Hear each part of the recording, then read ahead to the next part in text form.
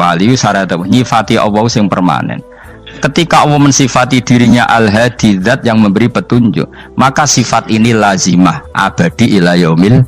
Maka apapun rusak dunia iki tetap akan ada orang baik ila yaumil. Bukan karena orang ini hebat, bukan. Wong zaman rusak kok tetap bukan. Karena Allah yang Al-Hadi. Sing hebat berarti Allah, bukan kita. Coba kita hidup di zaman akhir.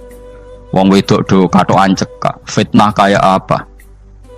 Kayak apa fitnah kita di zaman akhir? Perkara apa dadi fitnah?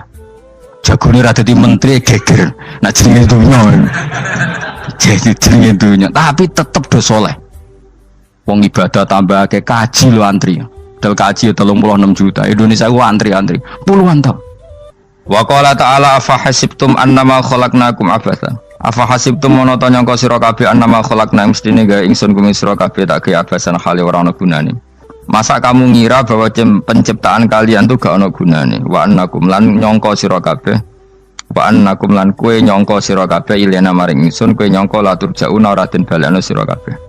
Orang yang selalu berpikir bahwa dirinya itu teledor dalam hal taat, padahal Allah selalu baik pada dia. Kalau selalu berpikir gitu, mesti ya tawalladu dadi kalahirna min hasangi hadil fikra al haya wisin. Wa hadza tafakkuru tailah mikir yazidu nambe apa tafakkur fi khaufika indal mudisi rawati min Allah sange Allah taala. Orang yang berpikir demikian terus isin terus dadekno wedi pangeran. Wa yahmiluka lan dorong apa iki hada ka ing sira alalau min nafsika ing atase modo awak sira mengkritik diri kamu sendiri wa taubihiha lan melehno nafsika wa mujamanabati taksiri lan ngeduwi pepeko wa mulazamati tasmiri lan mulazamah no netepi cangcut. Tasmir mana cangcut nopo serius nih, tasmir bahasa Indonesia ini serius. Kalau orang tahu dirinya gegabah pepeko dalam ibadah kemudian tahu itu disalahkan Allah, pasti dia akan menjauhi taksir itu, sembrono itu, dan selalu nopo serius melakukan nopo ibadah. Menurut terang nopo masalah mulai fikrotun fi wa'dillahi ta'ala. Terus kita tahu di Quran di hadis itu ada janji Allah, kemudian ada nopo ancaman Allah. Terus yang dijanjikan tentu para wali. Wali wong apik kowe wali, sanggepe wali. Wali amatir wali pokoknya wali. Terus perilaku sing ora disenengi Allah. Kalau beri contoh guys, sing aman, maksudnya aman itu ada di beberapa kitab. Misalnya Fathul Mu'in. Fathul Mu'in itu kitab yang dipakai semua pesantren, kitab fikih. Itu kalau ngeritik kamu kalau mau sholat iku kudu ana melayune. Mane kula nu sering gawe syariat teng santri kula, pokoke nek ape jamaah mbok pira kadare iku ana melayune. Guling-gilingan nak kowe iku serius. Kan yo ora lucu misalnya dipanggil kiaimu terus mlaku sewantai kan koyo wong ora peduli no. Nah, dawuhmu itu sederhana lagi contoh. Karena Allah itu mengkritik orang munafik yang kalau berangkat ke sholat tuh malas-malesan. Artinya fal kasal iku min sifatil munafikin. Malas-malesan adalah sifatnya orang munafik. Jadi kena ape sholat terus sampai angop terus rokoknya tindak nose sewantes. Nah, itu rontok. Rontok PKI, rontok munafik kenapa? Wah rontok. Mergo sifat itu sifat yang nopo munafik. Wa idza qamu ila sholati qamu kusala. Kalau mereka berangkat ke sholat itu secara malas-malesan. Nah kebalikannya orang baik itu wasari'u ila maghfirati rabbikum. Kalau ada sesuatu yang potensi menjadikan maghfirahnya Allah itu kesusu cepet-cepetan. Ngan rata-rata kiai nak melaku iku banter. Guling-gilingan nak menuju barang apik iku ketok serius. Nah kiai kok mlakune lon-lon kemungkinan nek ra di dhuwit ya ketuan. Ora pati iso ngaji jare sing anteng-anteng kuwi ana makonane, paham no? Sekali-kali nek ngaji pas marung ana tat ngaji mlayu nganti nabrak-nabrak wong. Iku insyaallah luwih keren apa? Tapi yo ngawur nganti nabrak-nabrak. Kalau cerita, jadi mulane kadang wong khusuk ora wali, Mas. Kowe nu angel dadi wali. Mergo nek ampe ngaji angop niku ora wali-wali. Mulane iki mareni terakhir iki mareni ya. Jadi tumak nina itu ada batasnya, enggak boleh tumak nina fil khairi. Kalau kebaikan kudu wasa riwono kesusun. Sebagian ayat kebaikan diredaksikan Allah fafirru ila wa firru ku melayu. Jadi kan apa ngaji kok lon-lon pe jamaah gak seru, kudu napa? Melayu. Ono melayune, ono unsur cepet-cepet. Lan kadang wong anteng ra dadi wali-wali mereka kenemenen. Paham ya? Ini peringatan ke wong Solo mbek Jogja nih. Nah bab iki ape wong Madura. Tapi nak hadis la takhdab ape wong Solo mbek Jogja. Dadi kok plus minus apa? Madura soleh lah kandhani la takhdab itu paling abot. Aja gampang muring-muring. Paling abot. Lan kula di santri Madura kathah. Tak kandhani pantangane hadis ning Madura la takhdab. Mergo Madura paling susah nak disuruh menahan muring-muring. Nah wong Solo Jogja nak kon kesusu ra gelem. Ngalon-alon watur kelakon Muhammadan. Saiki jog ngaji dirubah no. Sing wong Jogja koyo Ruhin barang Melayu, sing wong Madura. Ora apa? Ora emosi. Jadi ya enggak apa-apa, memang kita tidak pernah sempurna. Nah, kula wong Pantura radi seneng misah wong Pantura niku. Mergo belah no. Tapi ini penting kula aturno, makanya tidak ada ibadah yang Nabi itu tidak kesusu. Bahkan saking kesusunya Nabi itu pernah ada kejadian dan ini nggak bisa ditiru secara fikih. Saya ulang lagi ini nggak bisa ditiru secara fikih. Ada air itu kira-kira ya hanya sekitar 100 meter. Tapi saya ulang lagi ini nggak bisa ditiru secara fikih. Nabi itu tidak wudu, tapi tayamum yang dekat sama debu di dekat kamarnya Nabi. Itu riwayat yang memang nggak bisa ditiru tapi harus dibenarkan. Ketika Nabi ditanya, kenapa engkau tidak menuju air itu? Jadi, saya tidak yakin sampai air itu. Padahal saya kesusu nang suci. Jadi saking inginnya Nabi nang suci itu sudah yang dekat tayamum saya tayamum. Tapi saya ulang lagi ini nggak bisa ditiru secara fikih. Karena kamu tidak akan hadir kayak Nabi. Makanya ini tak peringatkan kamu kan tidak akan hadir. Meniru aku yang kira iso, meniru Nabi itu baru iso. Iso Gus nak nyuruh yang jajal mau kitab koyo aku nak melengkar kabeh. Jadi Nabi pernah ngalamin itu ya. Jadi itu enggak sampai 100 meter ada air. Mungkin enggak sampai 50 meter bahkan. Tapi Nabi itu pas panik. Mungkin saking hadirnya pada Allah ingin posisi suci. Itu tayamum. Ketika ditanya al-amru asra'u min dzalik. Urusan bisa lebih cepat timbang itu. Saya pernah ngalami seperti itu tapi tidak se ekstrim tayamum. Wudu pakai aqua, Jadi saya pernah di mobil, kemudian saya pas usul, mobil tak suruh berhenti terus saya wudu pakai air aqua. Padahal ya dekat masjid ya dekat. Karena kadang tadi kepanikannya orang-orang dekat Allah itu beda. Itu pokoknya butuh asro, butuh melakukan sesuatu yang cepat. Ada contoh lagi yang lebih ekstrim. Ada ulama punya baju dua, karena orang Arab kalau pakai pakaian kan celana terus sarung baru jubah. Makanya orang Arab itu biasa pakai lafaif berlapis-lapis pakaiannya. Ya pastinya pas kondisi ideal itu biasa lafaif. Ya kayak saya misalnya kan nggak pakai kaos karena orang priayi kan mesti pakai kaos baju. Cuma saya nggak pernah pakai jas, dianggap nganten malah repot. Kalau disungkan, kalau di jas kuatakan. Gara-gara dianggap kiai roto-roto nak ngaji kan aku jas. Karena jaluk kan nggung kiai. Wah bingung, bos ngekek iku niat sakake, Gus Bak ora jas ora kelar tuku tapi ya ora ro. Niate elek bape ya ora ro. Kemungkinane iku nganggep aku ora kelar tuku terus ngekeki. Itu berarti suudzon yang terlembagakan. Kemungkinane ya saking takzime wae kepengin kiai ini duwe jas. Utawa kemungkinane nih Gus Bak iku lho mau ben dikekno wong ra jelas-jelas ya. Enggak ngerti dan ndak perlu dikonfirmasi ben supaya ngamal. Lah kiai ini lagi wudu, wong Arab lagi adus ning hammam. Hammam itu pokoknya di sini kan ana pemandian umum sekarang sama lah di. Pas di pemandian umum itu beliau ditugani santri nih, mulai dulu ya memang ada adat ya kalau kadang dia tindak itu di daerah santri nih. Aku ora ragam daerah Mustafa, lah mlakune gede malah loro kabeh. Jadi bandara itu sing roh terminal A1 ya aku, ndekne tiket ya aku lewat derekno, malah aku sing derekno akhirnya. Sembrono. Seloro kabeh diden. Opo ora ro. Swarga ya ora ro, dene sampeyan nak tuntun ya ora ro. Singkat cerita, si kiai tadi dengar fulan saya minta baju karena yang miskin ini di dalam kamar mandi itu mestinya ya udah. Kiai sudah di kamar mandi, itu bilang ke santrinya, "Cung, baju itu kasihkan satu sama yang minta tadi."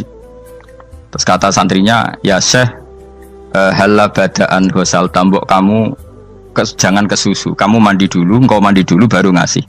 Terus kata beliau, hati saya pas itu ingin ngasih. Setelah mandi saya selesai, mungkin hati saya sudah rubah, tidak ingin apa? Ngasih. Jadi cepat itu imma takut mati, sehingga kamu tidak sempat melakukan kebaikan. Wa imma takut rubah. Apa? Takut rubah. Kan iso wae pas adus karena mungkin lagi seneng-senenge kena banyu, lumo. Barang 200 medit. Kan yo ora roh. Wah nek pas lomo lakoni wae engko kan iso medit. Atau pas sampai lomo wis mati. Potensi jadi kita ini mengejar waktu mati dan mengejar berubahnya pikiran apa? Berubahnya apa? Pikiran. Pokoknya walhasil dalam semua kebaikan teksnya Quran itu fafirru ilallah, lari. Firor itu maknanya apa? Lari. Nah, itu yang saya minta lah. Jadi apa tradisi tertentu. Tapi memang tradisi tumak nina itu bagus. Saya hormat sama orang Jogja, Solo, Magelang itu hormat. Tradisi tumak nina itu bagus. Tapi kadang kenemen. Karena ada momen di mana kita harus ke susu, misalnya kebakaran kan ke susu. Kalau takut kebakaran sehingga kita harus ke susu, apalagi ini kebakaran rokok, spring, itu lari. Ya, jadi ini kita harus fair. Makanya guling-gilingan. Saya tuh kalau manggil santri kok kurang lari itu tak marahin. Bukan karena saya ingin bikin syariat. Kalau mau jamaah gitu, sa'i samu kudu mlakune iku beda. Makanya sa'i itu kan maknanya melaku kecil. Itu hebatnya Islam. Tawaf itu kan yang 3 kali pertama itu disuruh romal itu lari-lari apa? Kecil. Sa'i juga sama. Itu guling-gilingan, kita ndak boleh sowan pangeran dingin-dingin saja. Emang kalau loh. Cara pangeran terus ana wong tawaf mlaku mbek angop terus santai. Iku bangune apa ibadah. Kangen aku ta ora kok saenake dhewe. Nek melayu kan seru. Apa? Senajan wis ketemu pangeran Gusti paringi sugih wis ngono lah pokoke. Ya ora kurang ajar melayu ku susu jebule jaluk ya apa? Sugih. Ya eling-eling ya. Jadi ini kula suwun lah. Tapi ora 100 gebut mlaku 120 iku ngawur nek iku. Pokoknya ana kesusune lah. Entah berapa kadarnya itu ana. Mergo istilah pangeran apa wasari'u bergegas lah. Ya apa? Makanya Nabi dulu pinternya gitu. Ada Bani Sulaim, Bani Ghifar itu punya adat tumak nina. Itu sama Nabi dipuji. Adat kamu bagus tumak nina, tapi dikurangi tumak ninahnya kalau dalam kebaikan harus ke susu. Ada daerah yang temperamental. Dikandani Nabi la taghdab. Ya sama seperti di kita kan. Orang Madura di bab musyawarah ahlul khairat mungkin bagus, tapi di la taghdab kurang. Orang Solo, Jogja di tumak nina bagus, tapi di musyawarah kurang. Jadi makanya ini barokahnya ngaji ya dirubah sidik-sidik. Maksudnya yang plus minusnya itu dirubah. Karena saya belum pernah menemukan tag orang baik itu diredaksikan tenang, tapi semuanya redaksinya apa? Wasari'u. Wasari'u itu apa? Bergegaslah. Fafirru, larilah. Jadi fafirru ilallah, maka larilah. Firu itu lari apa berjalan? Lari. Supaya maksudnya lari itu tidak harus lari kayak pembalap itu enggak. Pokoknya ada unsur kesusunnya gitu. Ada unsur bergegas. Dan karena ada etis memang, misalnya saya sebagai anak dikasih tahu babak atau kangkang Gus ibu sedang gerah serono swantai itu kan kayak gak ngergani wong tua. Kudu ono melayu. Nah di sini ini maka diredaksikan di semua riwayat Nabi itu kalau jalan wa idza masa, Nabi kalau jalan itu fakaan namayan hattu min sobabinir taqo.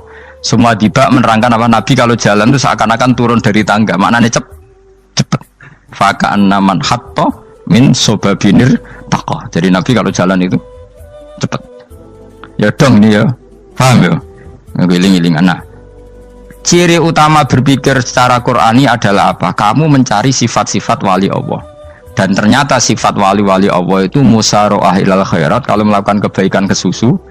Dan sifat orang munafik itu kalau melakukan kebaikan bermalas-malasan. Wa idza qamu ilas sholati qamu kusala. Sehingga kata Fathul Mu'in, kalau kamu sholat kudu ono kesusune, ono nasate, guling-gilingan kamu biar tidak berkategori munafik. Karena orang munafik kalau wa idza qamu ilas sholati qamu kusala, kalau sedang mau sholat malas-malasan. Nah intinya gitu, cara jadi mufassir, cara jadi pemikir Quran yang baik apa? Sifatnya orang baik dikumpulkan, kemudian kamu ingin diri itu. Sifatnya orang buruk kamu kumpulkan, kemudian kamu menghindari sifat itu. Misalnya Allah cerita Fir'aun. Fir'aun itu penyakitnya apa? Istagna, merasa kumoluhur, merasa tercukupi semua. Itu sifatnya apa? Fir'aun.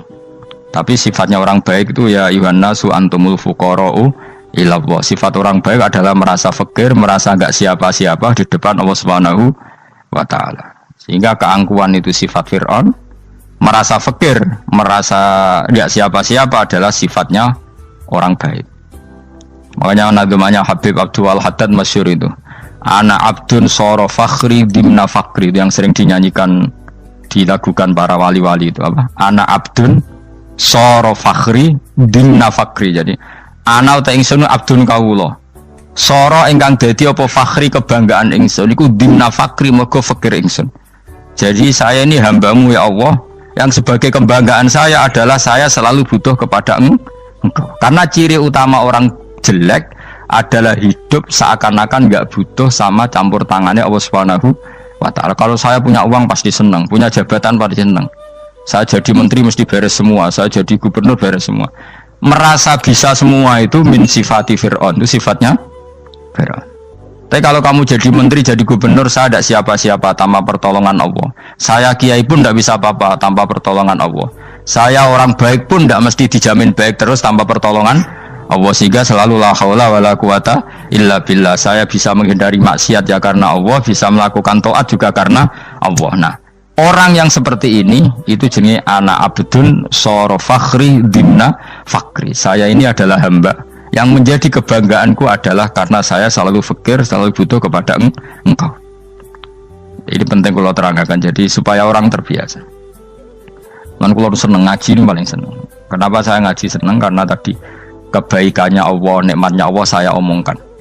Sehingga dengar orang banyak bahwa Allah itu baik, Allah itu zat yang kita tuju, Allahu Somad.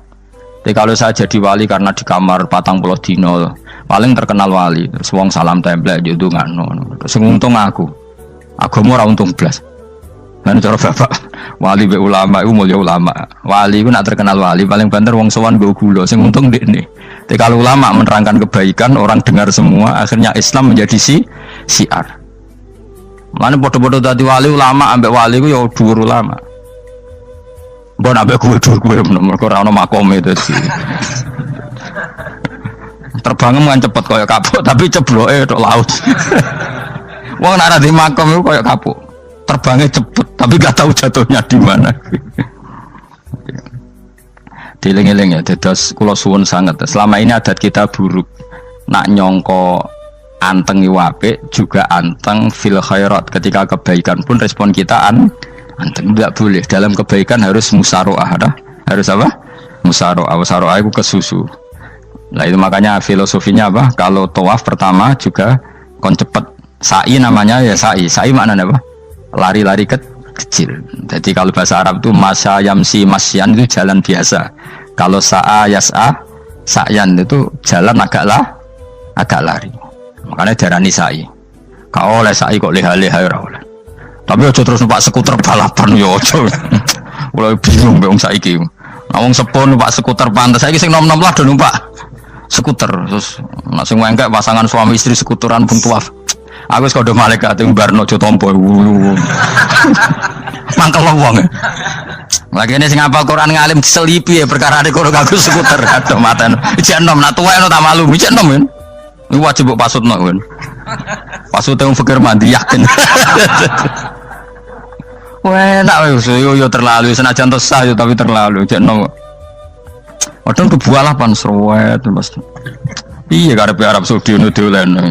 Cara kula penguasa Arab sing tuwek tok mati tak oleh sing nom-nom tutuki ngono. Tapi yo pancen yo sanak saya sekedar sasa. Tapi yo terlalu. Mosok sowan pangeran nganggo skuter muter. Aduh. Nah, sembrono. Yo coba lakoni yo awas yo. Kecuali wis tuwek mati wis ngono. Tuwek tok ora mati yo aja. Aneh-aneh. Ya maksudnya kesusu orang ngono iku. Tok budi wae. Wa minha anta tafakkar nggih. Eleng-eleng nggih, pokoke wau nggih napa sifatnya orang baik yang di Quran itu kita pelajari, lalu kita tiru. Misalnya sifatnya orang baik termasuk apa itu? Ala inna auliya Allahi la khaufun alaihim wa lahum Tidak pernah punya rasa takut, rasa gelisah itu harus kita tiru. Karena kalau kita punya rasa gelisah itu biasanya lama-lama agak ridho, bek kodok, kodar. Itu kudu ceria. Lu kalau sebagai manusia sering susah, tapi saya paksa, susah itu saya hilangkan. Karena kalau saya rasakan susah terus, lama-lama saya agak ridho, bek kodok, kodar. Makanya saya paksa, seneng tak paksa. Sesuai kulino. Nganti kalau saat ini kira iso susah. Di murid kira jelas sudah iso susah. Sangking apa? Nah kiai kan susah. Aku di murid wae Gus, tua kita air serah jelas. Goblok cara aku kiai ngono. Ora usah ngono. Zaman akhir ana wong ngaji go kitab wis hebat. Ana ngrungokno ngaji wis hebat. Ana ora paham tekone majelis wis hebat.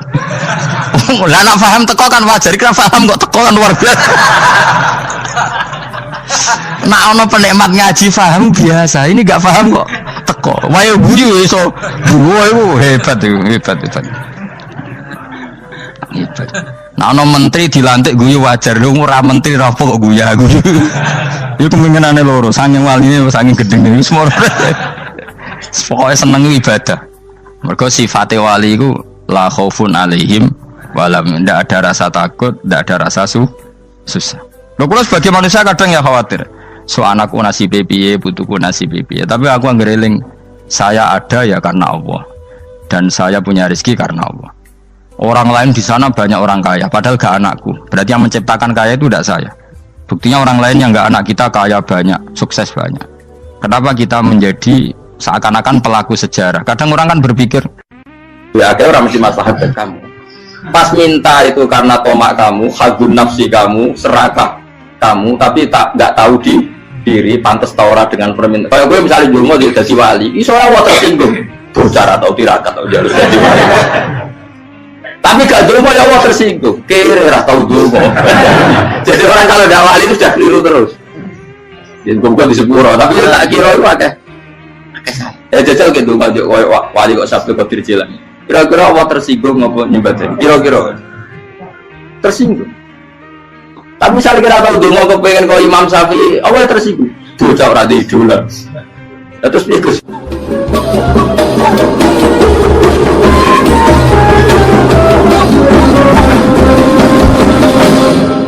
Artinya gini loh, ketika manusia mengatakan mampu, itu ada sekian hal yang manusia itu tidak ikut melakukannya, tidak ikut menciptakannya. Misalnya kue nyupir, supirana enak, punya pengalaman, tidak kecelakaan karena apa? Nyupir kue enak, mobilku normal, mobilmu normal lah, atau wabrak mobil ya mabuk gak? Nah di sini ini manusia dituntut, diingatkan terus, kamu itu butuh Allah, rahmat Allah itu yang melindungi kamu, bukan keahlian kamu, bukan kecakapan, karena tanpa itu semua tidak bisa, semuanya Allah. Ya, tapi manusia tadi gara-gara misalnya tadi mobilnya normal, dia punya keahlian nyupir, terus mengklaim kalau keselamatan dia itu karena hati-hatinya dia, karena mobilnya normal. Padahal ada sekian catatan yang menjadikan dia selamat dan semuanya itu kudrahnya Allah Subhanahu wa Ta'ala. Misalnya gak ditabrak wong mabuk, gak ono gempa, gak ono bumi merekah. Misalnya kita pintar nyupir lah terus bumi mangap terus kita templung nggak apa-apa. Pemenang daerah-daerah kayak ya rasa tak sebut nomor orang. Kira tahu muka siapa yo, bener mari tak sebut nomor yang ngeri. Intinya Indonesia ora aman, tapi kita tenang aja satunya ora aman kabeh, ora sing aman. Ora usah kuwatir likuifaksi, ora usah kuwatir meteor jatuh, kabeh ya potensi, no? Potensi semua. Sehingga ini sedikit saya ijazahkan. Suatu saat kata Rasulullah, saya yang Mu'ad melihat kamu hanya sejengkal di depan para ulama ketika nanti di akhirat. Terus Mu'ad tanya, Rasulullah tanya, kenapa kamu hanya satu jengkal dengan derajatnya para ulama ketika sowan Allah? Terus jawabnya Mu'ad, kamu punya amal apa? Terus jawabnya Mu'ad, ya Rasulullah, saya tidak pernah melangkahkan satu kaki, kecuali saya tidak pernah yakin apa bisa melangkahkan kaki yang satunya. Dan saya tidak pernah mengunyah satu makanan, kecuali saya juga tidak pernah yakin apa bisa menelannya. Dan saya tidak pernah bernafas satu nafas kecuali saya tidak yakin apa bisa nafas berikutnya. Saking dia tergantung ta'aluk semuanya sama kudrahnya Allah Subhanahu wa Ta'ala. Kalau kita ini kan sok. Kalau makanan sudah di depannya kayak pasti bisa makan. Kalau dia sudah sehat jalan seakan-akan pasti bisa meneruskan. Padahal 0, sekian detik gue melaku dihantam mobil ya selesai. Misalnya stroke ya selesai, tidak bisa jalan. Sehingga para wali-walinya Allah itu orang yang fi lahzatin min lahadzati, setiap kedipan dia, setiap perilaku dia itu hanya ta'alluq ambil Allah Subhanahu wa ta'ala. Itu yang disebut ya ayyuhan nasu antumul fuqara'u ila. Nah, kemudian resiko makom ini, ya semua makom tak ada resikonya. Resiko makom ini itu biasanya dia lupa doa. Kenapa lupa doa? Karena doa itu terdefinisikan. Tak wari ilmu hakik harus rumakno, wis ra paham lah tak ulangno. Ya resiko ilmu saya ingatkannya. Ilmu itu kan ada dua. Ada ilmu yang karena didefinisikan. Dan itu akhirnya menjadi masalah. Sebenarnya ilmu itu tidak perlu definisi. Kedua, ilmu yang kita rasakan. Misalnya gini, kalau sama saya tanya, kamu pernah nggak minta jadi punya uang banyak? Nggak tanya, pernah nggak minta? Terus artinya minta itu apa? Terus kita mendefinisikan, menengadahkan tangan, bilang ya Allah, saya minta uang banyak, saya minta ingin beli mobil. Itu namanya apa? Tidak jauh saja. Doa kan? Itu kesalahan kita. Kesalahan kita mendefinisikan doa itu, misalnya menengadahkan tangan dan memohon dan menyebutkan permohonannya itu terus disebut doa. Nah, tapi kalau menurut Allah, sistem tubuh kamu yang menghendaki punya mobil, sistem tubuh kamu yang ingin punya uang banyak, reaksi tubuh kamu yang terhinakan karena ditagih orang atau butuh uang, ini menurut Allah ya sudah kamu itu peminta-minta. Saya ulang lagi ya. Sehingga menurut Allah kamu minta tidak minta ya tetap berstatus peminta, pengemis. Nah, orang-orang yang sudah usul, meskipun itu kondisional ya, tidak selalu. Itu ya dia pikirannya menengadahkan tangan apa enggak ya sama saja tubuhnya merasa minta. Sehingga dia tidak perlu mengekspresikan minta. Nah, terus orang yang fikih bilang seperti itu tuh sombong, wong kok gak tahu dungo. Sebetulnya keliru vonis orang fikih. Bagaimana mungkin dikatakan sombong? Dia reaksi tubuhnya, elemen tubuhnya sebetulnya meminta. Dia tidak berkategori meminta karena ilmu kadung didefinisikan kalau minta itu yang seperti ini. Itu kan lama. Nanti kalau suatu saat Indonesia yang kuasa itu terlalu NU atau terlalu yang tidak NU, lama-lama ada definisi. Misalnya yang dikatakan tahlilan itu apa? Ya bid'ah, Nabi tidak pernah tahlilan. Sahabat tidak pernah nahlilin Nabi. Malah nanya kaji Nabi jadi tahlil. Mana nih tahlilan jalukno sepuro mayit, kaji Nabi jalukno sepuro. Sehingga dengan tradisi itu tahlil itu masuk definisi bid'ah. Karena nggak pernah dilakukan sahabat dan para tabi'in. Ya salahnya kamu definisikan. Tapi kalau udah kamu definisikan, diarani tahlil, ya mau la ilaha illallah.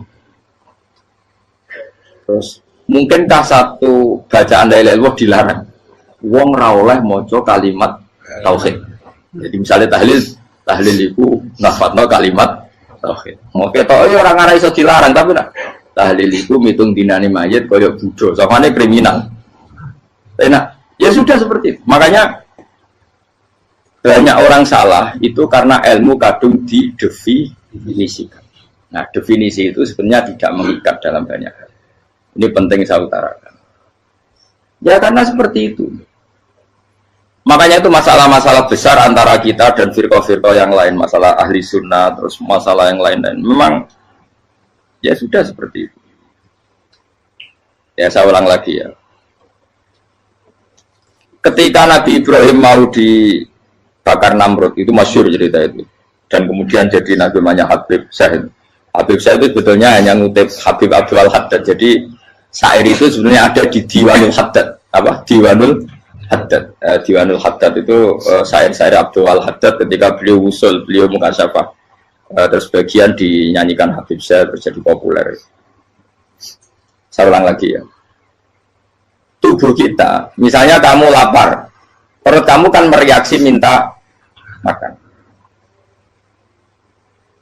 Andaikan kamu itu Tuhan, kan kamu tahu bahwa perut kamu itu minta makan. Tanpa kita bilang ya Allah saya minta makan, Allah tahu kalau reaksi tubuh kamu minta makan.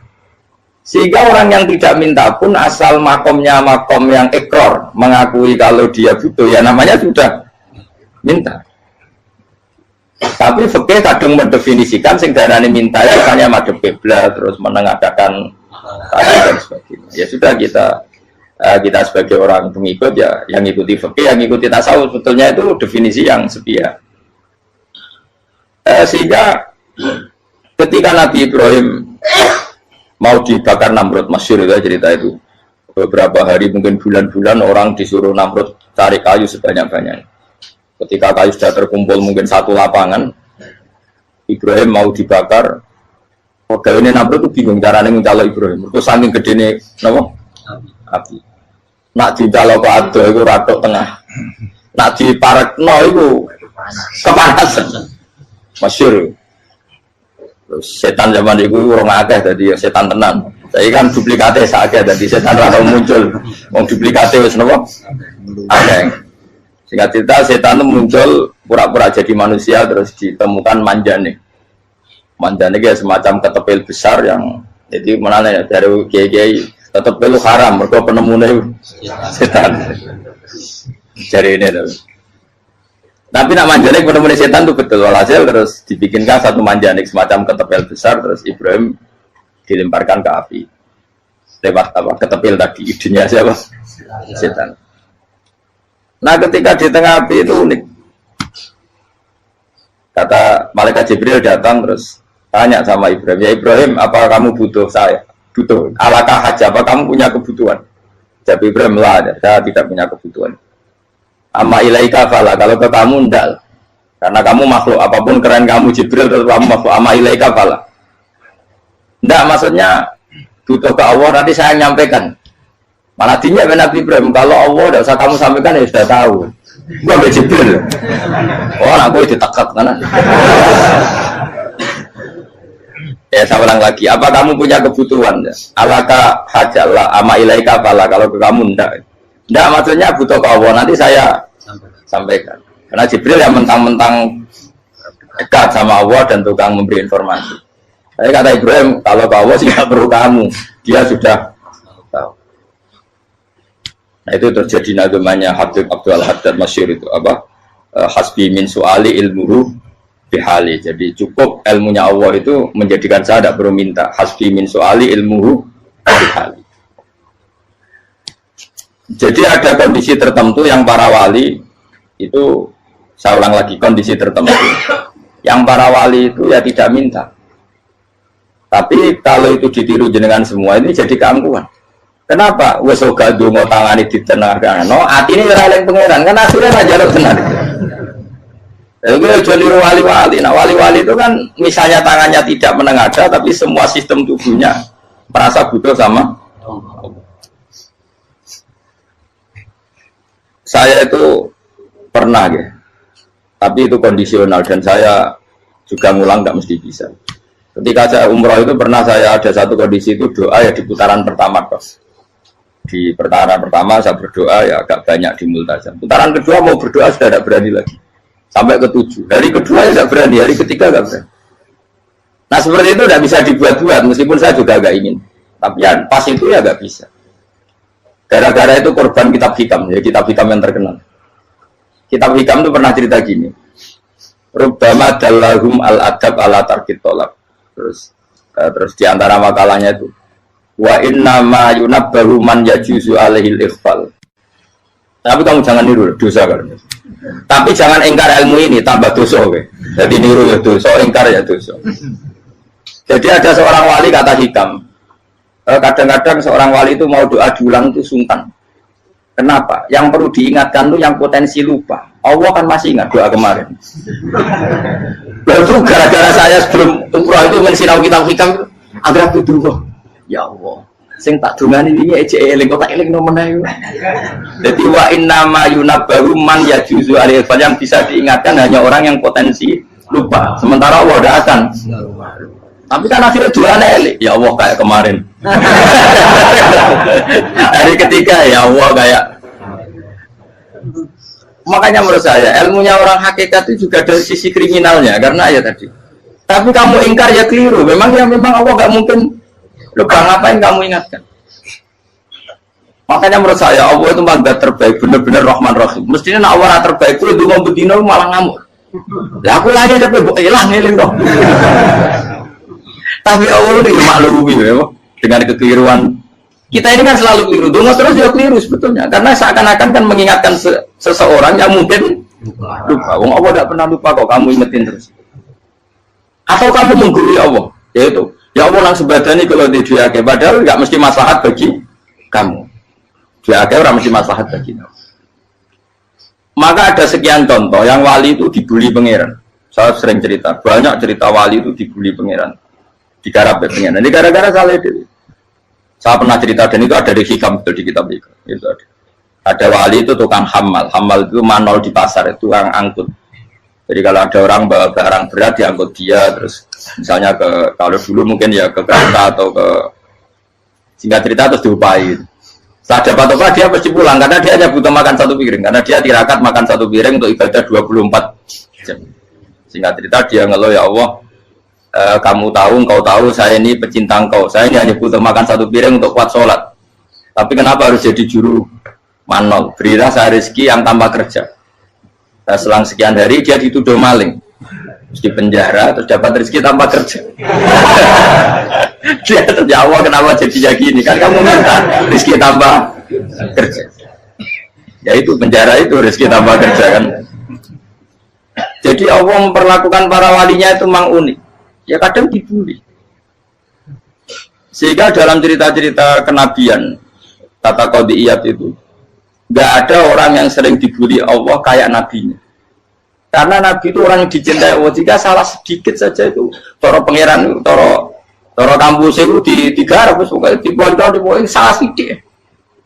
Misalnya begini, Nabi Yakub itu kan nabi. Dia mungkin yang jauh nggak tersadar nyembelih apa itu anak sapi itu di depan indukannya. Ya beliau mungkin spontan saja, Pak. Kalau kamu yang melakukan pasti tidak ada hukumannya karena Allah dapat peduli sama kamu sudah lah. Artinya nggak peduli salah pantas saya nggak jelas ya gitu. Tapi itu Nabi. Ketika itu terus indukannya sapi tadi ya Allah Yakub itu kekasihmu. Saya tidak berani sama dia karena dia kekasih. Tapi saya tetap menuntut keadilan. Dia harus merasakan susahnya dipisah dengan anak. Meskipun dia tidak nuntut rasanya roh anak sebelah itu tidak ada dasar ekstrim itu. Sapinya itu hanya nuntut ya Allah dia harus merasakan sakitnya terpisah dengan anak. Akhirnya Allah menciptakan Yakub mengalami terpisah dengan Nabi siapa? Yusuf. Itu kalau kata Qadiyat, itu kalau yang melakukan tidak Nabi pasti nggak dibully Allah, dibiarin. Karena Nabi ini yang melakukan. Nah. Terus ini Nabi Yusuf lagi malah rasa daftar wali berat.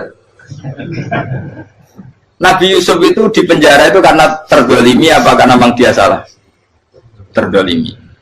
Dan Nabi Yusuf itu Nabi. Nabi Yusuf itu Nabi. Nabi betul memang benar-benar. Meskipun ganteng dia Nabi.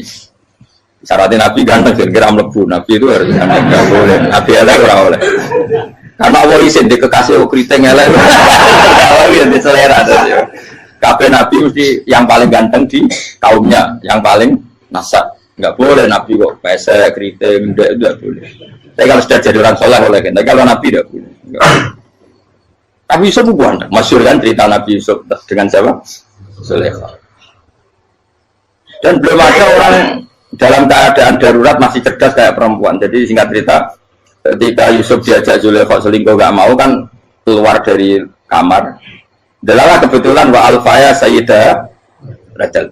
Itu si Zulaikha tadi spontan langsung bilang, wahai suamiku, apa hukuman orang yang ingin menodai keluargamu? Itu wong wedok. Padahal dia agak terencana, dia pun nggak bayangkan kepergok suaminya. Itu dalam keadaan kepergok itu masih cerdas. Suamiku, apa hukuman orang yang mau menyelingkuhi keluarga Anda? Singkat cerita suaminya murka, terus Yusuf di penjara, terdolimi. Ketika di penjara, kemudian Yusuf punya keahlian mentakwil apa? Mimpi. Kan tadi suaminya Zulaikha itu tidak sampai raja ya, kira-kira PM atau menteri. Raja itu punya mimpi yang bisa nakwil itu hanya Yusuf. Singkat cerita terus utusan raja datang ke Yusuf dan takwilan Yusuf terbukti benar. Tapi Yusuf ini seorang nabi, saya ulang lagi Yusuf seorang nabi dia tapi ya manusia. Bilang gini ke utusannya, coba bilangkan ke raja kamu di penjara ini ada orang yang di penjara secara terzalimi yaitu saya. Tolong laporkan ke majikan. Itu Allah tersinggungnya itu bukan main. Nabi kok lapor makhluk. Itu tersinggung. Nah, aku kan gak piye. Ngajak proposal ya ora piye-piye. Wis pokoke Allah kowe wis ra piye-piye wis. Wong sampean swargane ya ora langsung wae ngono. Pokoke kira-kira kan sudah enggak perlu ditegur. Makanya fa'an sawi syaitanu dzikra rabbi fala bisa fi sijni bid'asi. Maka Allah mentakdirkan utusan raja tadi itu lupa melaporkan peristiwa Yusuf ke raja tadi. Sehingga raja nggak pernah dengar kalau ada orang di penjara karena Allah tersinggung. Wong kowe ku nabi kok lapore ambek penguasa. Ngono tok iku wis Allah tersinggung. Karena dia nabi, nggak boleh nabi lapor makhluk. Jadi Allah itu dengan nabi itu sangat-sangat sensitif. Sangat-sangat sensitif. Ya begitu. Terus kita terkenal, meskipun ini nggak ada di Quran, Nabi Musa. Nabi Musa itu pernah sakit gigi. Karena dia mentang-mentang kalimullah, orang yang sering komunikasi dengan Allah, minta ya Allah, tolong tunjukkan obat gigi saya itu apa. Singkat ini sama Allah dikasih tahu. Kamu ngunyah suket ini, gitu. Rumput ini kamu kunyah, nanti pasti sembuh. Karena resepnya dari Allah ya pasti mujarab, kan nggak ke dokter. Singkat ini dikunyah terus sembuh. Suatu saat dia sakit gigi lagi, nggak konsultasi lagi karena masih punya resep tadi kopian apa resep.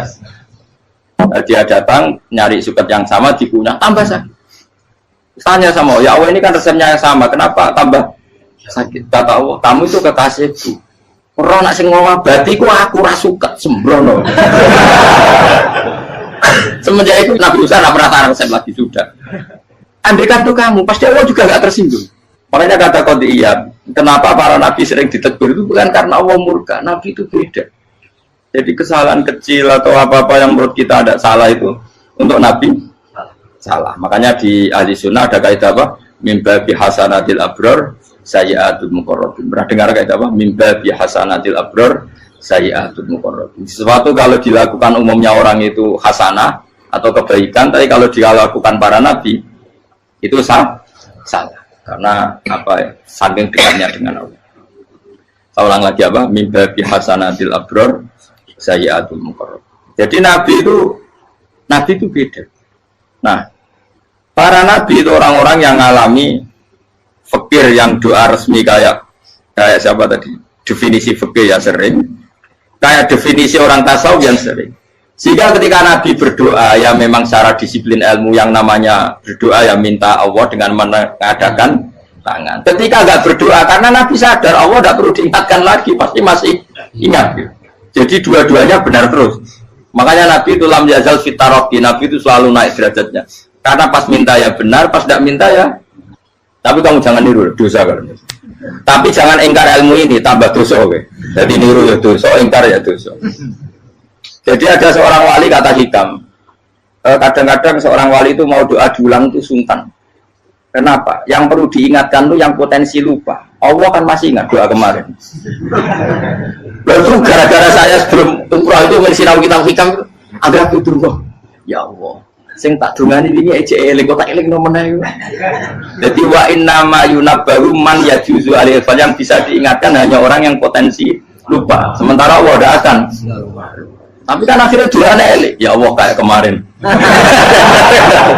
Hari ketiga ya Allah kayak. Makanya menurut saya ilmunya orang hakikat itu juga ada sisi kriminalnya karena ya tadi.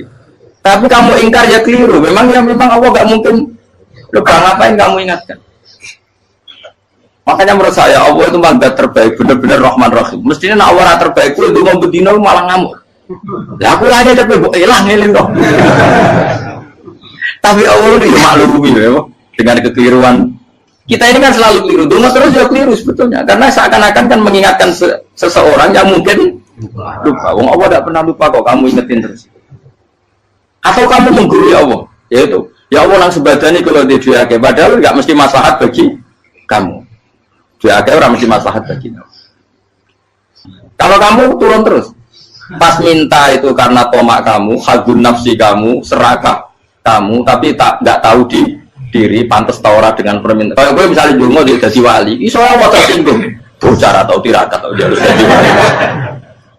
Tapi gak dongo ya Allah tersinggung. Kira ora tau dongo. Jadi orang kalau dakwah ini sudah keliru terus. Jadi gue di sepuro, tapi tak kira itu akeh. Ya jajal gitu kalau wali kok sabtu kok dirjilan. Kira-kira Allah tersinggung ngapa nyembah? Kira-kira tersinggung.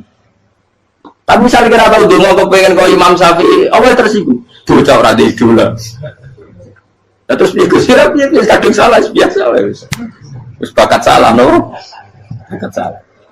Ini dongane sing gampang itu mesti bener. Rabbana dzalamna anfusana wa lam taghfir lana wa tarhamna lanakunanna minal khasirin. Tak pernah punya kitab dan kitab itu menurut saya luar biasa. Bahkan ketika adu buli itu, adu cara mahasiswa itu kayak pelonconan itu.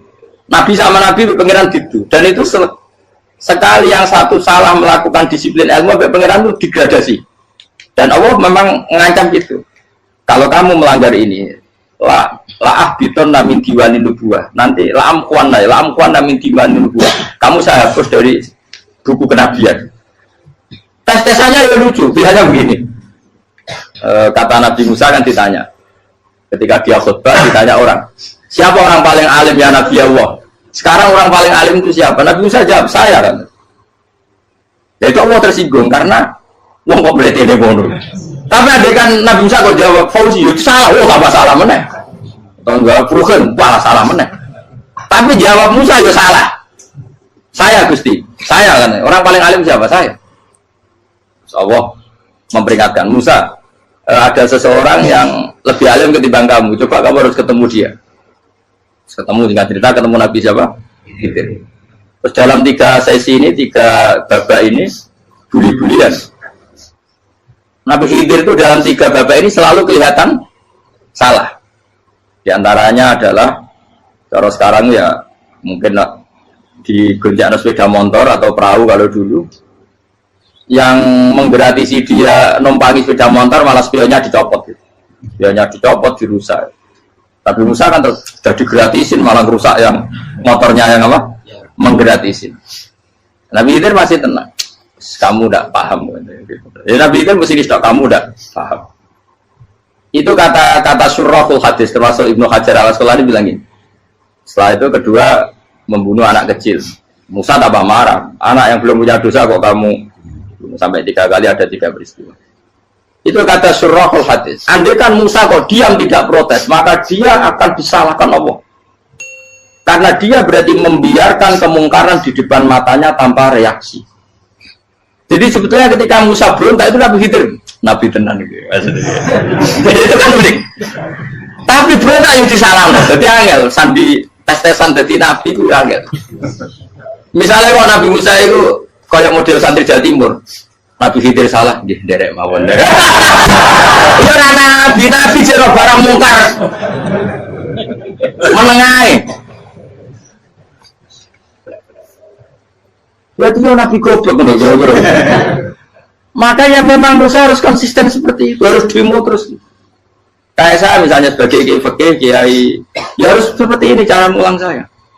Nggak boleh saya misalnya terus anut mulang terus tawadu, semeneng terus karu-karuan. Jadi andaikan Musa kok tidak protes itu malah salah. Ya memang harus. Dan itu Nabi tenang. Makanya Nabi itu akhirnya respect. Tidak ada hati sebaik Abu Musa. Risi itu gak nyaman ketika melihat kemungkaran. Jadi itu punya poin. Tapi lucunya Nabi itu jalan. Tak ada rasa kok komen tak kok. Tapi harus disalah no. Ya aku dari Nabi Musa. Ya jajal, dari peristiwa mana aku tak sabar rata kok. Kau jajal lah. Barang dijajal ya protes mana? Barang protes mana? Tinggal 1 kali kesempatan. Kau tak kok mana? Kau serada di muridku. Dikasih kesempatan lagi, ya protes mana? Tapi itu justru itu menjadi kelebihannya Nabi Musa karena syarat seorang Nabi adalah al-musaro'ah ila ingkaril mungkar kata Ibnu Hajar al-Asqalani. Syarat seorang Nabi adalah secepat mengingkari sesuatu yang mungkar. Gak boleh. Ya toh kan misalnya kita jadi murid terus gurumu itu gandeng artis atau gandeng penyanyi dangdut. Dia derek mawon. Jadi guru bener gila banget ya. Tapi kalau awalnya guru tersinggung, ora hikmah itu. Kan bingung loh. Di guru itu kan bingung loh. Kalau kayak di guru jadab, orang Jawa Timur apa? Gurumu gandeng penyanyi dangdut. Reaksimu biasa saya tak. Ayo loh, nak elek kan gak iri. Biasanya nak elek itu nak iri. Kamu pak. Sing ayu, sing potensi iri. Kira-kira reaksi kamu itu milih derek mawon apa berontak?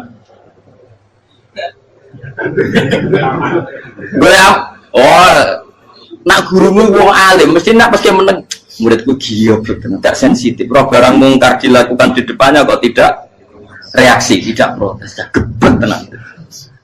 Tapi lucunya guru mau nak protes, gak luwe akhlak. Guru lagi senengnya kok oleh. Nah Nabi itu kan buli-bulian. Jadi Nabi Khidir dengan Nabi Musa itu tepat-tepat. Karena dua orang ini sama-sama kekasih Allah. Itu Nabi Musa justru barokahnya itu dia tidak pernah kelasmennya di bawah Nabi Khidir. Semua ulama sepakat kelasmennya Musa tetap di atas Nabi Khidir. Sehingga yang berlakunya tetap ilmunya Nabi Musa, bahwa membunuh anak kecil tidak boleh, merusak perahu milik orang lain tidak boleh. Karena Allah tetap lebih respect dengan ilmunya Nabi Musa. Nabi Khidir tetap ilmunya nggak dipakai, meskipun dia disebut hakikat. Karena ilmunya Nabi Khidir ngani ngoyo, wong ape mutus kok ngenteni nginceng loh mahfud, lah sing iso iku sapa? Barang ra mungkin kok. Makanya Nabi Khidir terakhir menutup kalimatnya wa ma fa'altuhu an amri. Dari kata ilmu lam tasdi alaihi sob. Aku dhewe nglakoni iki ya ora roh, wis ditakdir nglakoni ngene wae. Dadi Nabi Khidir ora paham. Jadi wa ma fa'altu an amri itu akhir kira-kira artinya saya sendiri tidak melakukan ini karena inspirasi saya sendiri atau keputusan saya sendiri. Tahu-tahu saya ditakdir melakukan. Karena pas itu Nabi Khidir disetting semuanya dengan ilmu hakikat, yaitu bayi tadi memang kutiba kafiron, kutiba kenapa? Kafiron, memang dia nanti kalau umur nganti tua ditakdir mati kafir, daripada mati kafir nanti ya sudah mati sekarang. Tapi nggak mungkin kan ada syariat daripada soben beling mateni kecil. Orang syariat tetap ikut Nabi Musa. Makanya kata Ibnu Hajar Al-Asqalani itu uniknya Allah sama para wali-walinya. Wali itu kelirullah, itu tetap disenangi pengen. Terus pengenan nabi-nabi ini kecil-kecil kan, juga pasti nak wong. Terus keempat kan.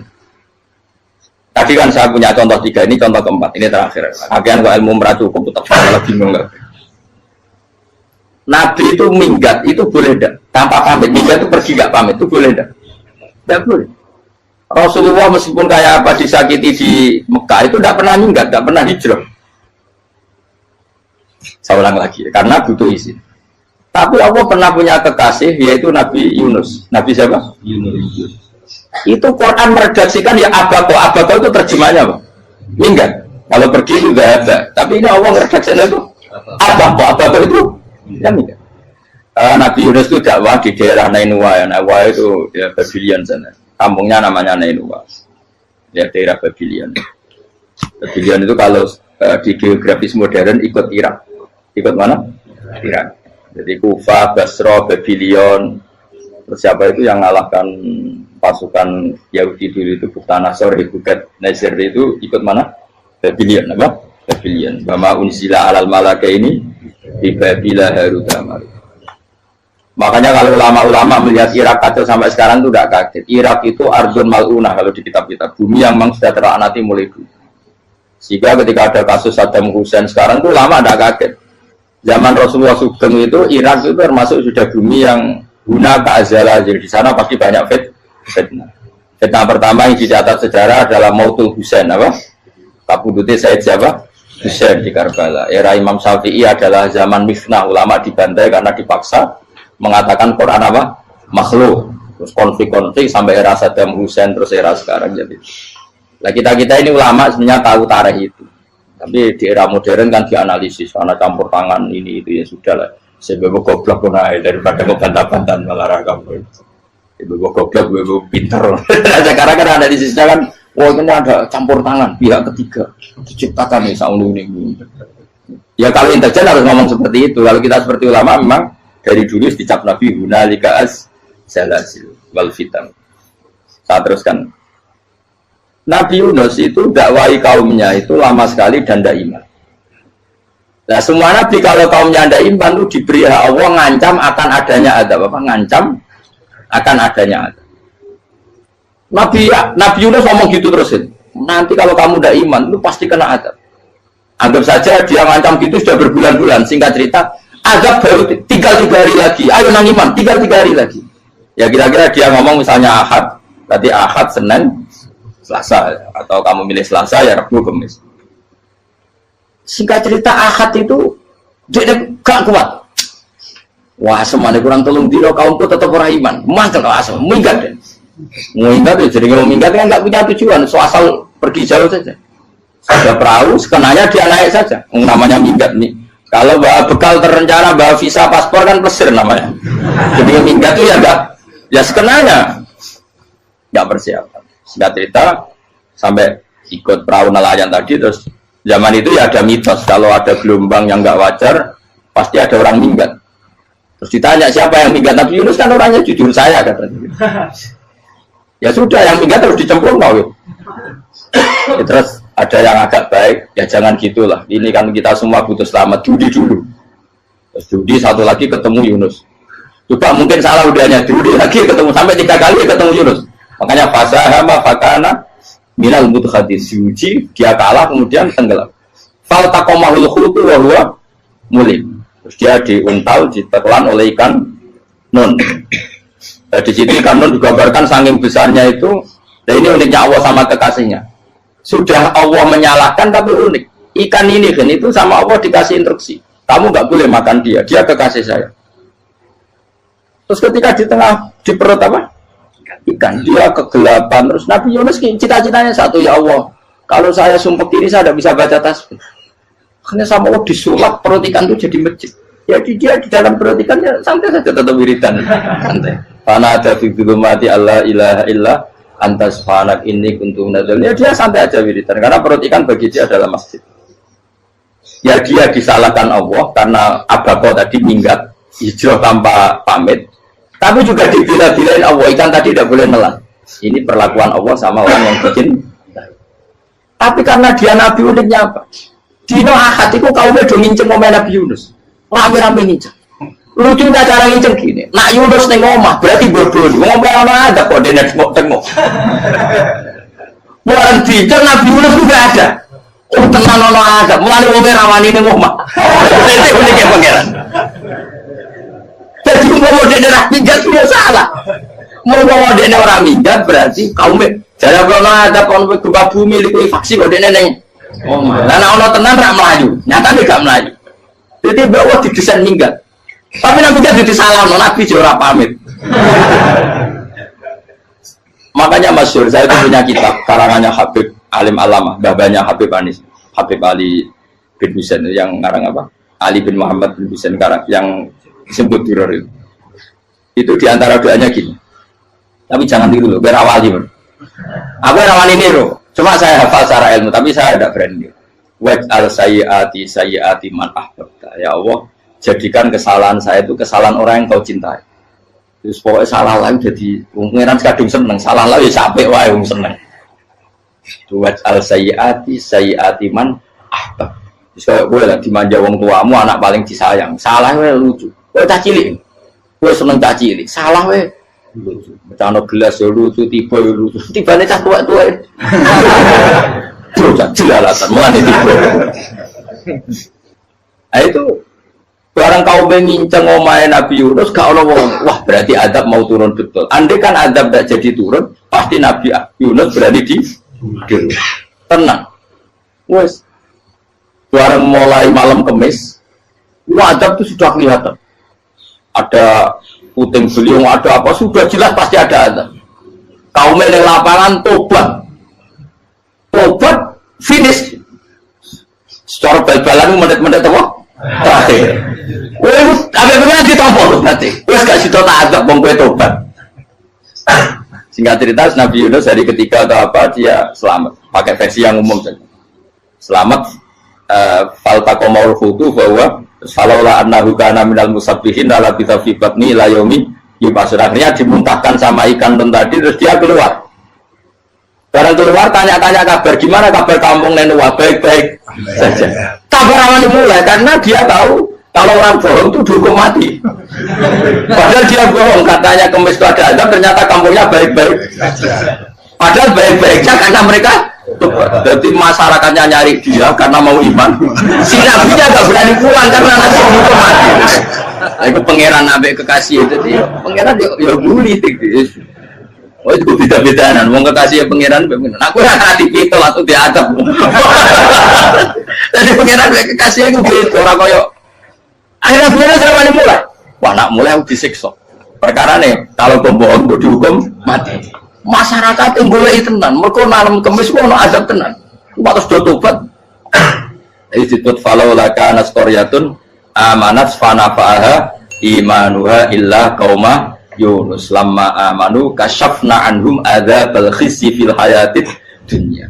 Enggak ada kampung yang saya adab kecuali kasih tak adab, kecuali kaum Nabi Yunus. Aku semua ngadab loh. Pas menit terakhir kita adab tobat. Akhirnya situ ada pangeran. Iku kaum Nabi Yunus. Iku yo barokah ninggate Nabi Yunus. Lah iku nabi. Wong keliru kok barokah. Iku nabi. Umpama Nabi Yunus ora minggat, kaumnya berpikir Yunus bohong. Wong ape ana adab kok tengok-tengok ning ngomong. Tapi pas minggat tenan yo disalahno pangeran, minggat kok gak paham. Hikmat. Amalane kira usah protes. Wali itu beda, kekasih pangeran itu sama dengan sing dialami Rasulullah sallallahu alaihi wasallam ning Sulhul Hudaybiyah. Semua perjanjian itu salah secara hukum fikih. Bukan salah lagi, sangat salah cara ukuran fikih. Sehingga semua sahabat itu protes kecuali Abu Bakar As-Siddiq.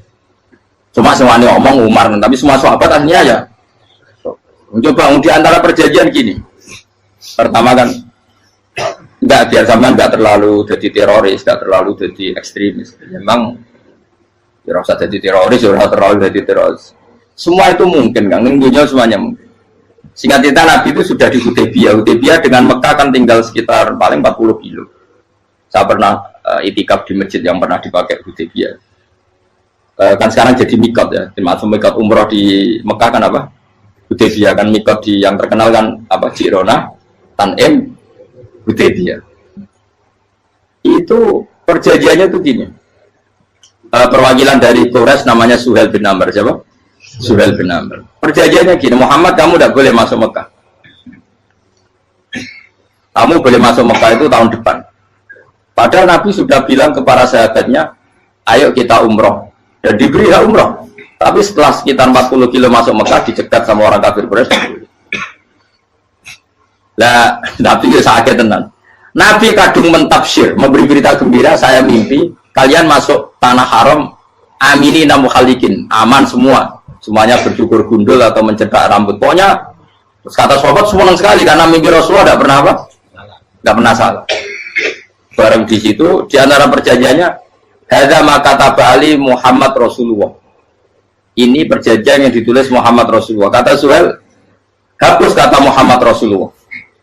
Kalau saya tahu kamu Rasulullah tidak saya perangi, tulis Muhammad bin Abdullah. Kata Rasulullah, ya Ali hapus tulisan Muhammad Rasulullah. Kata Ali, tidak saya akan menghapus setelah Muhammad Rasulullah. Tapi unik. Hapus gak popoli, masih gue hapus aku tetap Rasulullah. Tulisan wajib. Jadi Nabi ya relax saja. Tapi Ali katanya, fawwama ana bimakhihi abadan. Saya tidak akan menghapus tulisan itu selamanya. Kata Nabi, benar gelem hapus. Tanganku didono, aku sing hapus. Nabi kan umi tidak bisa baca terus. Tangannya Nabi sendiri yang dilewatkan Ali ke tulisan itu sehingga terhapus. Nabi ya relax. Wong tulisan aku lagi tulis Rasulullah tetap Rasulullah. Nabi masih relax. Terus perjanjian kedua, kalau ada orang kafir Quraisy masuk Islam harus dikembalikan, karena berarti keluar dari habitat. Tapi kalau sudah Islam kok masuk kafir lagi harus dibiarkan, karena berarti kembali ke habitat. Nanti bilang ya nggak masalah. Semua perjanjian itu merugikan Islam. Itu secara fakta pasti salah. Akhirnya Umar itu protesnya keras sekali. Ya Rasulullah, apa engkau masih nabi? Utakail senang. Apa engkau masih nabi? Dan Nabi saya santai, balai ya saya masih nabi. Tapi kenapa kamu hinakan kita dan memberikan kehormatan pada orang-orang kafir itu? Jawabnya kan Nabi lucu. Ya agama itu kayak pangeran. Masih aku perjanjian yang ngono kok pangeran sing angkat agama iki tenang wae. Perjanjian gue manusia gampang. Jadi Nabi itu sangi imannya Allah tetap yu'izzu hadzal-din. Allah pasti memuliakan ini agama. Apapun perjanjian yang diciptakan manusia.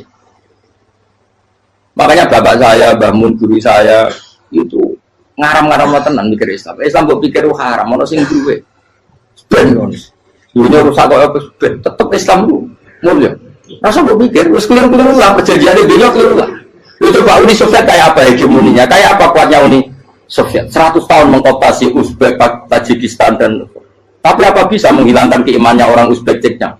Ketika Uni Soviet bubar langsung malah negara-negara itu jadi persemakmuran yang negara apa? Indonesia kayak apa? Dikooptasi PKI, dijajah Londo tolong atau seket. Mbah Soleh darat alim zaman Londo, buyut-buyutku alim zaman Londo. Itu semondok Mekah ya alim. Zaman PKI ada wong alim. Saya kira zaman Islam Nusantara apa ono sing alim koyo. Itu Islam menarik zaman mesti regani negara, zaman di negara terus mulu. Karena ini agama milik Allah, punya ketahanan yang luar. Ya, semuanya dari Nabi tentang kayak perjanjian salah lamar. Tak apa. Inna wa ta'ala a'azza hadati. Inna wa ta'ala la yudhi udinahu wa la yudhi. Pokoknya pengiran bakal ngebaru agamanya orang masalah perjanjian keliru lah. Perjanjian ketiga itu semuanya merugikan Islam. Tapi apa kata Abu Bakar ketika protes Nabi gak dijawab? Datang Abu Bakar. Menurut kamu gimana? Jawab Abu Bakar lucu. Makanya ini menunjukkan makanya kenapa ahli sunnah berkeyakinan Abdul Sahabat itu siapa? Jawab Abu Bakar. Wes samar, perjanjiannya keliru lah, keliru lah. Kayak geremeng-geremeng santai negeri. Tapi la tadkhul bainahu wa baina habib. Kamu jangan masuk wilayah itu hubungannya orang yang terkasih sama kekasihnya. Wes gak masuk akal lah sebenarnya menengah. Ya sehingga ya sudah Allah punya. Ternyata nah perjanjian keempat ini yang agak Nabi hanya minta gini toh. Itu saya turuti semua, tapi saya minta satu hal kata Nabi. Bolehkan diskusi tentang Islam terbuka. Makanya diskusi terbuka itu baru kata Nabi. Jangan larang orang mendiskusikan Islam. Itu dok mintanya. Oke dari Suwel, diskusi wae pikiran Suwel kan, diskusi wae. Enggak masuk Islam, diskusi. Jangan larang orang yang membicarakan Islam secara terbuka. Ada kata terbuka dari Suwel, oke enggak masalah. Itu dok yang itu pun enggak jelas menentukan Islam apa? Enggak. Akhirnya apa yang terjadi? Darun Nadwa, tempat-tempat pertemuan, cara saat ini gerdu, gedung parlemen, semuanya itu diskusi. Sajane Muhammad itu sopot, konsep Islam itu, dan semua yang cerdas juga. Sajane ya benar Muhammad. Membawa tuh banyak giok tenan. Banyak giok tenan waktu kok di. Terus nak Yahudi, Yahudi ora bener bisa, Nasrani ora bener pengiran atau. Wah diskusi. Sesuai hasil diskusi sepakat, jadi tetap bener Muhammad. Bener Muhammad. Akhirnya hasil diskusi itu akhirnya mereka membatalkan perjanjiannya sendiri. Perkara baru kayak kamu. Malah Nabi ketika balik di Medina, Umar sempat protes yang dalam. Oke ya Rasulullah, saya terima konsep Anda, tapi saya menyisakan satu pertanyaan. Jadi jenengan ini ada ayat yang nurjuna la tadkhulunal masjidal harama insyaallahu aminina muhalliqina ru'usakum. Lah kok nyatane ra sido mlebu Mekah, malah kita terusir kembali lagi ke Medina. Iku Nabi agak lucu ngendikan. Mar, neng ayat itu gak ono taune. Apa ono ayat itu tahun iki sing ngatene tahun iki ra kuwe. Dari Nabi yo ora ono taune. Dadi ora ono taune kok tahun iki kan kira-kira. Ayat itu kan gak ono taune, kemarin sing kira nafsiri tahun ini. Wong suatu saat kamu akan masuk Masjidil Haram. Tapi kan gak ono taune ayat. Apa di ayat itu ada tahunnya Umar dan Allah bilang tahun ini ya enggak, ya sudah kalau nggak ada tahunnya ya pokoknya mesti kapan-kapan terjadi, tapi rasa itu suka rugi kan kalau tahun nih orang saya mau aku udah nggak suka tapi tampung tahu bisa suwi. Nah akhirnya apa yang terjadi? Ada diskusi masif di Mekah. Setiap yang cerdas, setiap Nabi tanya Abu Sufyan siapa, Nabi mau komentar gini sama siapa teksnya. Misluhu layat jalul Islam. Kalau Islam sudah didiskusikan, otak secerdas Ikrimah bin Abi Jahal, secerdas pasti tidak bodoh tentang Islam. Maknanya pasti akal yang waras memilih Islam. Wah, akhirnya Islam jadi masif. Ya sudah karena Islam sudah masif, tokoh-tokohnya cenderung Islam, akhirnya perjanjian itu dibatalkan sendiri. Akhirnya waro'aitan nasa yadkhuluna fi dinillahi afwaja. Akhirnya mereka berbondong-bondong masuk Itu artinya apa? Nabi udah perjanjian cara fikih keliru wae, cara fikih cara dzahir keliru wae, tetap barokah karena punya hubungan khusus dengan Allah Subhanahu wa taala. Makanya la tadkhul bainahu wa baina habib. Itu kan kayak ya sudah seperti itu. Di pangeran makanya Sayyid Ali itu soal pusing tiduran nak donga di antara doanya waj al sayyiati man ahbabta. Jadikan ya Allah kesalahan saya kesalahan orang yang engkau cinta. Karena ulama nyontono ngene, saiki Nabi Adam ambek iblis itu padha salah itu. Enggak jawab. Padha salah iblis itu salah bodoni Nabi Adam salah. Dilarang mangan wit khuldi tetep mangan. Mau trimo rayuan di sinten? Iblis. Tapi wong piye-piye pangeran itu seneng Nabi Adam. Sedih diusir bar sumat tabahu rabbuhu fataba alaihi bar langsung Adam ora metu kok swarga diwarai. Dampe kepengin tak sepuro nggih tak warai dongane. Iblis tak diwarai. Mana kena donga. Roman. Dadi mana ke ya pokoke wong disenengi menangan. Lah kaya kuwi donga iku kowe ora bakat wali biasa wae iki cerita. Ya sudah seperti itu. Ya, tapi emang ya sudah seperti itu. Nabi Adam itu orang pati keusir tenan itu fatawat ko Adam Robbi kalimatin fatawat. Jadi orang terlalu jauh dari surga. Kemana lagi pas pertama medun ke bumi sampai awal diwarai beberapa kalimat sing dadekno di sepuro. Qawat al sayyiati man ahbabta. Ini penting kalau atur namanya. Wilayah-wilayah kenabian itu wilayah yang kita tidak pernah tahu detailnya, tapi kita yakin Nabi itu para kekasih Allah. Dan agama Islam itu juga agama paling diridhoi. Maka di zaman apapun, kecewa apapun dengan perjanjian dengan negara maupun dengan dunia, Islam tetap di rumah pangeran. Itu tidak usah kuat. Mikir Islam itu keliru. Nangit mayu oleh mikir keliru. Agama pangeran kok pikir. Saya masyhur. Sayyidina Umar itu kan khalifah paling sukses masalah futuhan. Di masalah apa? Futuhan. Dan Ibnu Umar setiap jalan-jalan itu dibully sama orang-orang. Ya Ibnu Umar, boleh kamu itu minta sama bapak kamu supaya dia nyebut penggantinya siapa? Atau bikin suksesi lah. Jangan kok dia khalifah sukses kemudian tidak jelas juntrungannya. Kan dia tetap mati suatu saat. Saking gak kuatnya Abdullah bin Umar, dia matur, ya Abah, engkau harus suksesi. Siapa ya pemimpin setelah jenengan? Lah kenapa? Orang-orang bilang kalau ada orang misalnya penggembala kambing terus ditinggal gelanggang itu dianggap dosa karena kambingnya pasti bocor. Apalagi ini urusan umat. Kamu tahu-tahu mati sebelum sesi ini pasti kacau. Umar langsung marah. Agama Islam juga sama dengan kambing kata Umar. Agama Islam agamanya pangeran, mesti diurusi pangeran. Aku mau khilafah. Aku mau sukses. Ben aku rasa mikir. Engko ora diurusi pangeran. Jadi Umar itu justru sangat hormatnya sama Islam itu dengan cara gak mau mikir Islam. Gak mikir berarti gak khidmah ya, tetap mengkhidmati Islam. Seperti saya ini kan yang khidmati Islam lewat mulan. Tapi orang tahu mikir nasib Islam. Islam orang kondang biye. Ditinggal Abu Bakar melaku, Umar melaku. Wali Songo mbek kowe rak mulya Wali Songo. Saiki jurus mudin yo mlaku, jurus KUA yo mlaku. Jurus mubalek sing kadang matre ku yo mlaku. Berapa kiai sing dadi oknum perkara proposal? Ya agama ya. Wong bapak udah kanca kiai mudin, anake mondok. Bareng saking suwene dadi mudin, zaman iku mudin urung untuk gaji kono negara. Anake njuk dhuwit mending spontan. Cung ora ono mati kok njuk dhuwit. Betul ora ono mati ra entuk. Cung kamu mati kok njuk dhuwit. Mulai agama ya rapi juga. Mereka agama ini diurusi Allah. Ayo Nabi palsu pengkira wae mulai Musailama sampai Musotek sampai Lia Eden kurang lagi mulai wali palsu Romo dosa Romo sopo orang kabeh ora masalah. Uni Soviet kayak apa mengkooptasi Ceknya Uzbek akhirnya ya kalah Uni Soviet. Lagi Ceknya Uzbek jadi negara Islam kayak apa Donald Trump Islamfobia tapi sekarang orang Amerika malah berbondong-bondong masuk nopo Islam kayak mbok pikir malah Islam konsepnya malah rusak. Mereka terus di metodologi harusnya penyebaran Islam itu begini harusnya Mbah Mungkira pangeran ngomongnya harusnya Islam kadang melaku ya lewat mudin ya. Saya itu punya santri ini kisah nyata itu lahirnya di Bali. Itu bisa baca Fathul Mu'in. Lahirnya di Bali. Bahkan dia ketika SD itu tukang mimpin lagu Hindu.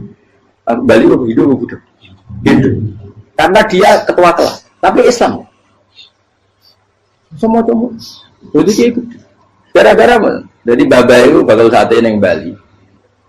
Ya bakal sate berhubung sukses, ponakannya misalnya diajak orang Madura kan, aslinya orang Madura. Setelah kampung itu menjadi kampung Muslim, lama-lama berkebutuhan punya mas.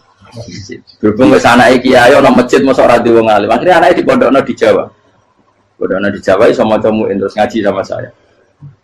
Jadi saya nang Bali ono wong ora muin, ya ono santri di Bali maca muin. Ning Jawa kadang wong ora iso maca muin. Jadi cuma bakal sate muter. Kayak Islam di Indonesia gara-gara pedagang Gujarat, meskipun sejarah itu diperdebatkan ya gara-gara dagang, karena mereka Muslim ya